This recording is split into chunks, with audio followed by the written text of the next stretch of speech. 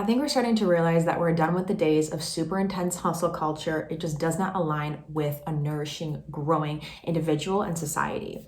So, here are some ways for how to ensure you're prioritizing what's important to you and going about your goals in a nourishing way. Let's get into it. Welcome back to Align Your Day, this segment. My name is Jennifer Annapolis. I'm a certified life coach, and I'm so excited to bring you this message today. Hope you're doing well. If you don't know, we always have a fun drink as we start off our videos or your podcast. So today I'm drinking some Waterloo, some watermelon Waterloo, baby. Just always when you bring some effervescence into your day, it's just fun. So give yourself a little sparkling water or whatever you're drinking, your drink of choice is, and let's have some fun. So today I wanted to talk about really the concept of, or maybe give you some insights for how you can ensure you're going about your goals. Like mainly this will probably apply to your career goal, your external goals career-wise, to ensure you're going about them in a way that feels nourishing to you, that really honors yourself, and really ensures that you're able to A, build trust with yourself in the process, and B, ensure that you don't feel you're being trampled over or overcome by your goal, right? So a little introduction to this.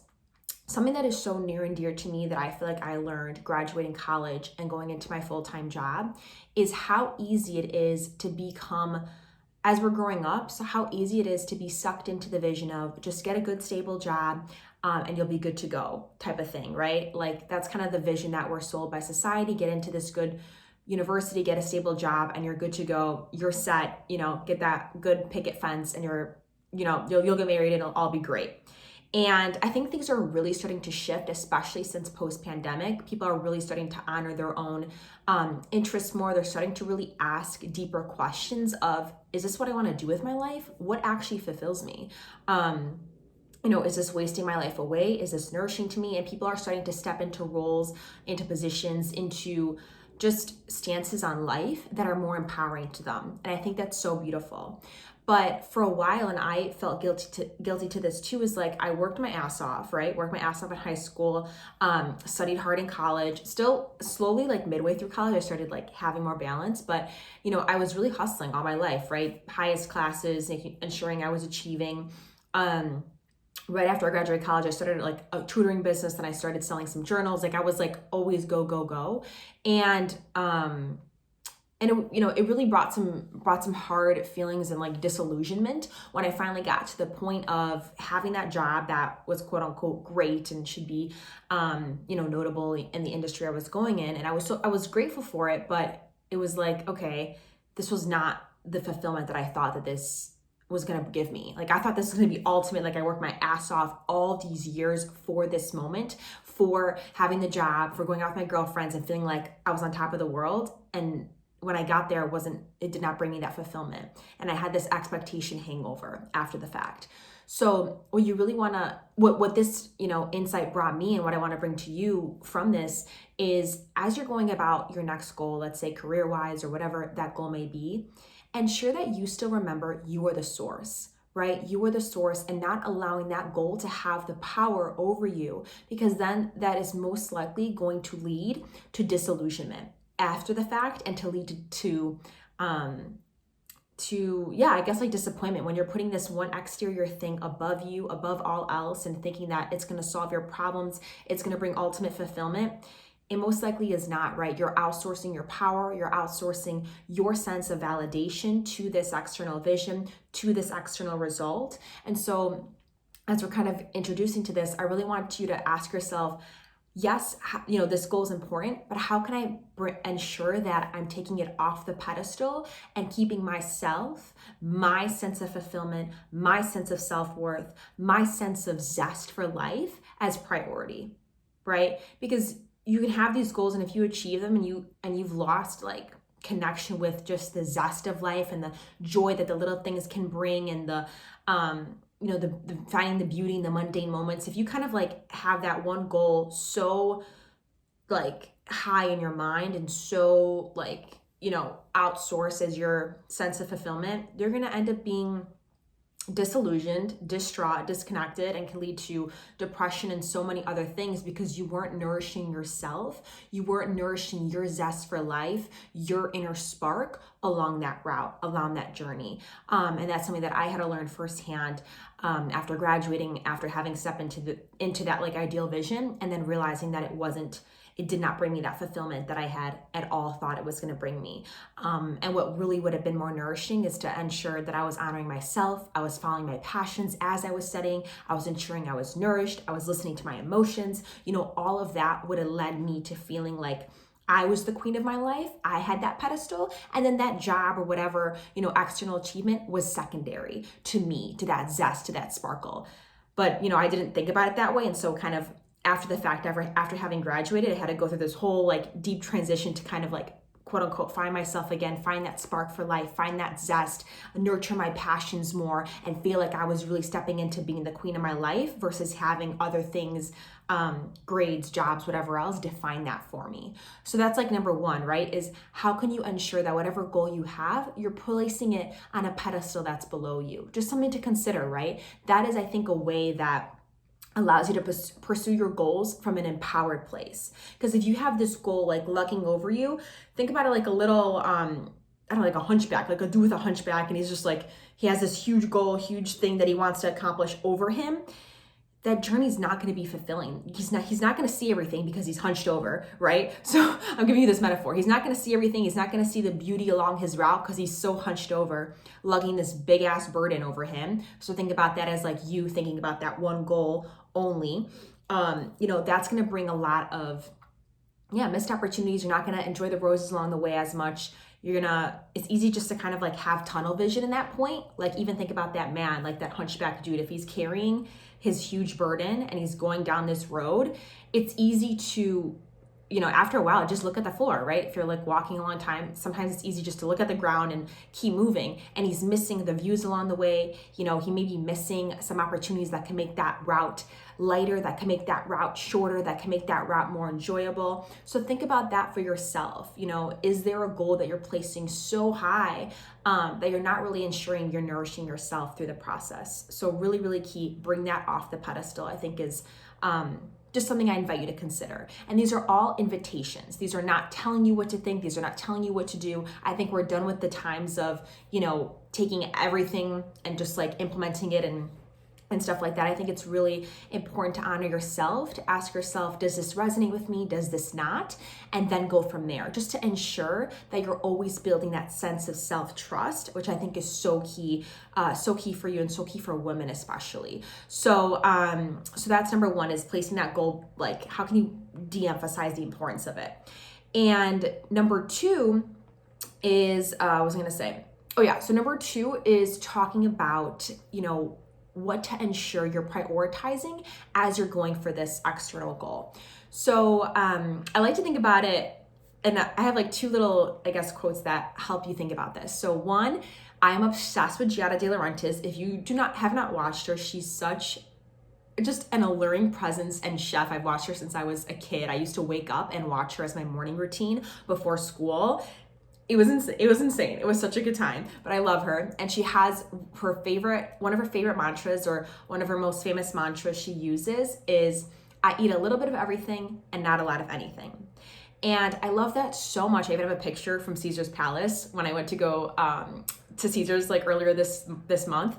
I have a picture and it literally had that quote at the restaurant I was at. And I was like, holy shit. Like I was so excited. So, my aunt rushed to take a picture of me. She's like, Jenna, I was so excited. But I resonate so hard with that mantra, and I invite you to keep it in mind as you're going for this goal, right? How can you ensure you're having balance in a way that nourishes you?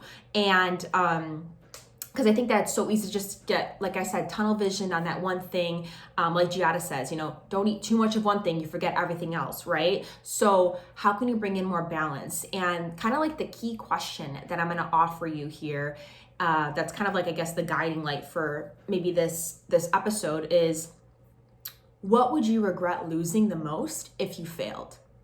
If you never achieved this goal, if you never achieved this vision, what would you regret losing out on the most? And I think this really kind of humbles you a little bit, and it allows you to think more balanced and more long-term with this vision. Because I know so so many people can say go all in or don't go at all, like sacrifice everything, like ensure you're, going for this thing fully. And I just think that's BS. And you can definitely say, you know what, Jenna, I don't agree with you on this at all. But I personally think that's BS. I think it's so important to have a holistic view on things, even if you have a big goal you're working towards. How can you ensure you're still being balanced along the way? What would you regret losing? Let's say this goal never happens. Let's say, just you never achieve it, whatever, or you never get that, job, that promotion you've been working towards at that one firm. Let's just say, whatever the scenario is. Let's say that goal doesn't get achieved, right? What would you be like so disheartened that you sacrificed along the way? What would you regret losing the most? And I think that the answer is probably similar for a lot of people, and it might be like, certain relationships. But I'm going to invite you to think about a couple other things along the way too. So that's like the key question that I want to offer you. And you could just sit with it and let yourself think about it. What would you regret losing the most if you failed? And for me, right, when I think about it, I immediately think of family relationships. You can't get that back, right? I was watching a video from, I think it was Breenie Lee or something. And she was saying how, advice she had for people in her 20s was to visit your grandparents more, right? It's like, you don't realize in those moments when you're hustling, trying to build up your career, you could be losing out on really precious memories with core people in your life who you may not have forever. And so things like that, where it's like, what relationships do I still want to prioritize as I'm working towards this goal? If I never achieved this goal, would I be so sad? Would I be sad that I didn't spend more time with my grandparents? Would I be sad that I didn't go to more of my cousins' soccer games? I don't know, whatever the thing may be, right? Or would I be sad I didn't spend more time with my girlfriends? And obviously there's never a perfect cookie cutter answer of, you should have hung out with these people this amount of times and, perfect balance. I don't think there's perfect balance to anything. But I think it's always important to keep in the back of your mind as like a little mini check-in for yourself, maybe every couple weeks of okay, how am I feeling when it comes to these things that I know that if I lost along the way of this goal, I'd be really upset about? So, how am I doing in terms of these relationships? XYZ. So I think relationships is probably a key one and something that I invite you to consider. It could be friendships. It could be, certain coworker relationships. Maybe you really want to take advantage of certain coworker relationships while you're working at a certain firm and then building to the next goal you have, whatever it may be, right? Keep that in mind. You are the queen of your life. You get to decide what's worth sacrificing and what's not. We see all this advice on social media, and I think that's great. But at the end of the day, ask yourself, is this worth sacrificing for me or isn't it? Is this going to make me feel good in a couple of years that I said no to? Or am I going to feel like complete shit that I wasn't there as much in my relationships, right? Really, really key. And something else, and I saw this post, I'll link it right here, by Dr. Mark Hyman. He has such great content, by the way. But he had mentioned that one of the core drivers of disease is the feeling of loneliness, right? And so often a lot of our choices, especially in our 20s, especially in our early 30s, building our careers, a lot of our choices are dictated towards those career goals versus towards those relationship goals. And so it's really important along the way, right? How can you ensure you're prioritizing relationships, prioritizing what's actually going to make a difference for you in the long term, even health-wise, right? He's even saying loneliness is such a big factor and cause for so many diseases. And so it's really important to sustain relationships. And that's just something else to keep in mind as you're going for your big goals. And you might know all this already, right? But sometimes it's nice to have that refresher, nice to have that little nugget of, oh yes, I want to make sure I keep this in mind as I'm working on this goal for 2023 or whatever else, right? So that's next. And just something that I invite you to consider. And secondly is something that I think is, not as talked about maybe as much of this isn't worth sacrificing, but something I invite you to consider as a number 2 is your self-trust. As you're building, as you're maybe in your 20s, early 30s, building your career, it's so easy to think that it's easy to just have the advice of mentors or now have all this advice from social media kind of dictate all of your decisions. Maybe get lost in scrolling TikToks when you need advice on something, or reading 100 different posts on something before you make a decision. And while it's amazing that I think we have all this information and like resources available to us, I think what's really key in our development here, especially maturing into older adulthood, in our 30s, 40s, 50s, is building that muscle of self-trust and ensuring that as you're going towards this next goal or whatever it is, how can you ensure you're still giving yourself the opportunity to trust yourself along the way, to make decisions because they feel good to you, and just to back yourself, right? It's so important. I was watching a video by Vanessa Luau. She's Luau, I don't know how to say her last name. She's like a social media expert coach, and she has quite a successful brand. About like I think she does like couple million in revenue the last few years. And she was saying how one of the worst mistakes she made in her business thus far was putting so much money in outside experts, outside consultants, and not trusting herself enough. And that made her feel like she wasn't, I don't know exactly how she phrased it, but she felt like her business got so complicated, she couldn't like handle everything because she was outsourcing her business decisions and her operations to other people because she didn't really trust herself, and she didn't have that as strong of a muscle of self-trust really built in that time. And she was saying that was so key for her. So think about it in that capacity and bring it to yourself, right? How can you ensure that along this journey, along your career path, you're giving yourself the chance to make decisions and to follow through with them just because it feels good to you, to trust yourself, right? Really key. And I think we're all going to have our different recipes of, how much outside influence versus kind of like, I guess, inside influence, you could say, when it comes to making a decision. Like I know some people really want to like talk to a couple of different people, get ideas, and then make a decision, which I think is fine. But I think that, just keeping in mind that you're having that good balance that feels nourishing to you, to where you're not outsourcing all your decisions on someone else's influence or someone else's opinion or whatever else, and still giving some of that trust to yourself and building that muscle along the way. Because if you sacrifice that, towards this, as you're working towards this next goal or whatever else, if you sacrifice that self-trust, think about how that'll translate in your relationships in the future, how that can translate to your parenting, how that can translate to, I guess like feeling confident in the partner you're going to choose for marriage, or feeling confident in, the house you're going to buy or whatever, right? It's like, there's so many decisions kind of like in the future that it's really important you back yourself for. And so how can you ensure that as you're building career-wise, you're also building that backbone of trust, of self-trust, when it comes to, your goals? I think that's really key. And the third thing I'll kind of touch on here that I think is just important to note, to kind of keep a well-rounded approach when it comes to achieving career goals or whatever else, just to keep in mind. The third one I'll say is, I think this one is so forgotten, and I want to like ensure it to you, because I feel like I lost this for like a while, and it just can like bring me to tears, because I feel like once you lose this, it's just really like life becomes a lot harder, and life becomes a lot less fun, and it feels like you're like trying to battle through things versus like soaking up the joy and the wonder that can come in each day. And I really want to say, just ensure you're not sacrificing that sparkle in your eye. Someone can be 80, 90 years old, and you can still be like, wow, they still have that. They still have that sparkle. They still have that zest. They still have that connection with their inner light, whatever you want to call it. That is so key. And like I said, different things are going to allow you to still feel that sparkle. Different things are going to allow you to still feel that light. I'll give you some examples in a second, but I think this is so key. And this is so key, especially for women, because when we're not in touch with our inner light, when we're not in touch with ourselves, we lose touch with our emotions. Thus, it's easier to start suppressing things, start to ignore our own signals. We start to get, what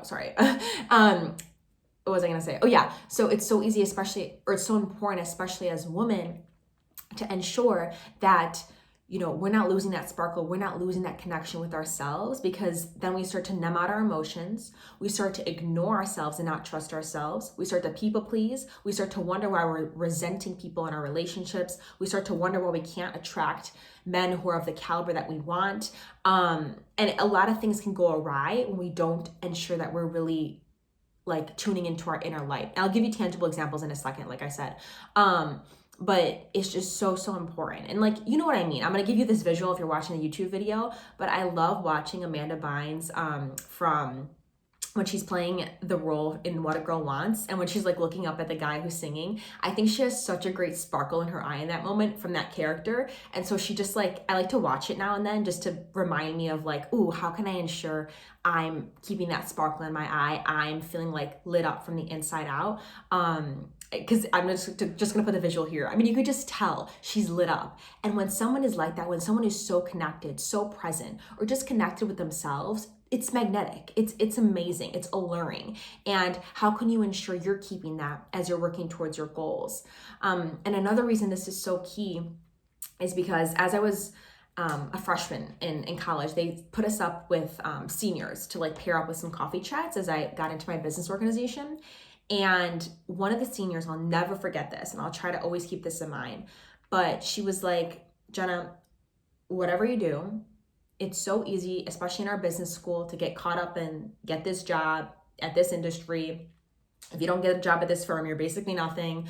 To hustle your ass off, whatever the thing may be. It's very easy to like follow a mold at certain schools because they like kind of drill it in you. I think it's becoming a lot better now, but when I went there especially, was like, you kind of need to follow this mold and get this job, and or else you're kind of like, I don't know, not doing the quote unquote it thing at the school. But she was like, whatever you do, don't lose the sparkle in your eye. And she had told me this, and it registered in that moment. And then like each time I think about it, it registers even deeper, like after having graduated. But it was just such great advice, because she was saying how, people that she was friends with, she wished would have said yes to like different career opportunities because she knew that it lit them up, but they just said yes to other ones because it was what was expected at the school. And she was like, she got like upset because she was like, why aren't my friends saying yes to what really lights them up? Why aren't they saying yes to their sparkle? And she was telling me how she could almost already notice how their inner light was starting to dim a little bit, how they were starting to lose that sparkle that they had come into like her life with.